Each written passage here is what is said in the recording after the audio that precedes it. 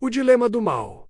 Onde está Deus no sofrimento? O mal é um dos maiores obstáculos à fé de muitas pessoas. Quando tragédias acontecem, quando a dor se instala, é comum ouvirmos a pergunta: se Deus é bom, por que Ele permite o mal? Essa questão atravessa séculos. Filósofos e teólogos tentaram respondê-la, mas poucos percebem que a Bíblia já nos deu a chave para entender essa tensão. Desde o Jardim do Éden, vemos Deus criando um mundo perfeito, sem dor, sem sofrimento, sem morte, mas também vemos algo surpreendente. Deus deu ao ser humano livre-arbítrio, ou seja, a liberdade de escolher. Essa escolha foi justamente o que abriu a porta para o mal entrar no mundo. Deus não criou o mal, Ele criou seres livres, e o mal é fruto da escolha de seres livres que decidiram se afastar da vontade do Criador. A raiz do problema não está em Deus, mas na rejeição de sua orientação. Deus poderia ter criado robôs programados para obedecer, mas o amor verdadeiro exige liberdade. E a liberdade, por sua natureza, carrega o risco da desobediência. 2. O amor que dá liberdade. Justiça em meio à escolha. A pergunta mais justa seria: por que Deus continua permitindo o mal, mesmo depois que ele já se espalhou?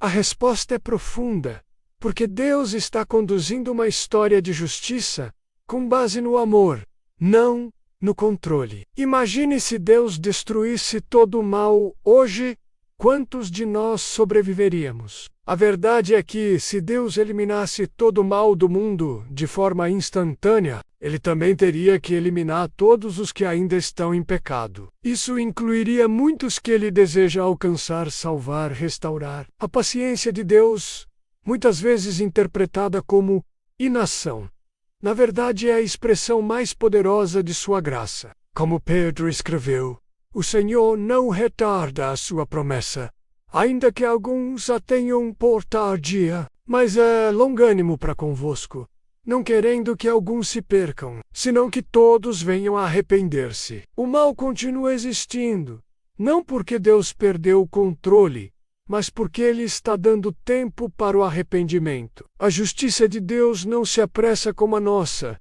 porque ela está fundamentada em amor eterno. 3. O juízo está marcado. O fim do mal está determinado. A Bíblia não deixa dúvidas.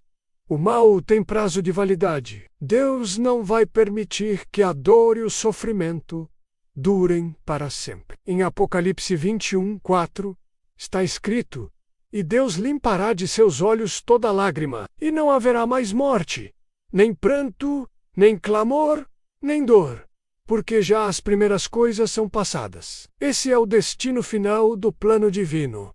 Um mundo restaurado, sem sombra de mal. A demora do juízo não é falta de poder, mas misericórdia. Deus está construindo um reino eterno, onde o mal nunca mais poderá entrar. E para isso Ele está permitindo que a história humana mostre claramente a consequência de um mundo separado dele.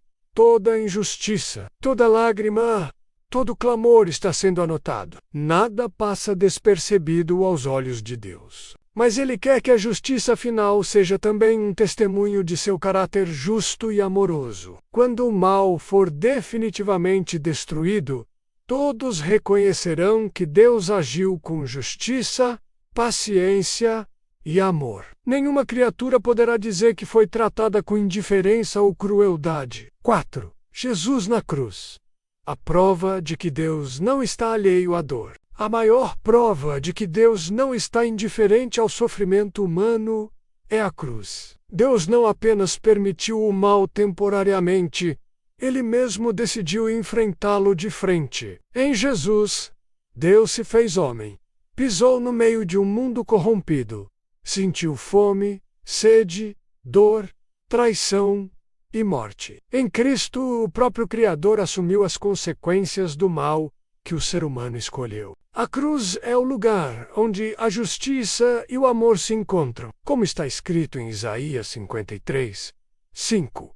Mas ele foi ferido pelas nossas transgressões e moído pelas nossas iniquidades. O castigo que nos traz a paz estava sobre ele, e pelas suas pisaduras fomos sarados. Se Deus fosse indiferente ao mal, ele não teria enviado seu Filho para morrer em nosso lugar. A cruz nos mostra que Deus não está longe da dor.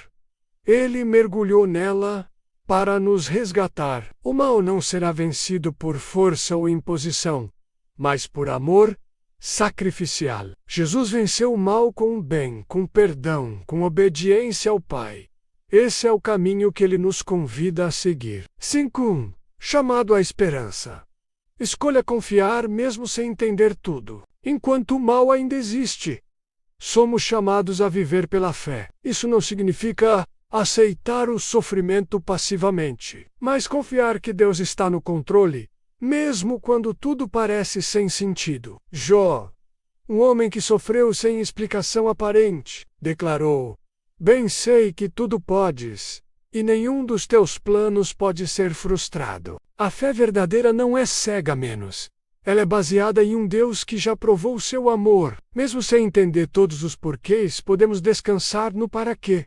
Deus está usando até o mal para cumprir seus propósitos eternos. E quando o tempo certo chegar, Ele enxugará dos olhos de cada filho fiel todas as lágrimas. Até lá, somos chamados a viver com esperança, resistir ao mal, espalhar o bem e anunciar que um novo céu e uma nova terra nos aguardam. A presença do mal não é sinal de ausência de Deus. É, na verdade, uma chance de escolhermos de que lado estaremos quando tudo se cumprir: do lado da justiça que destrói ou do amor que transforma.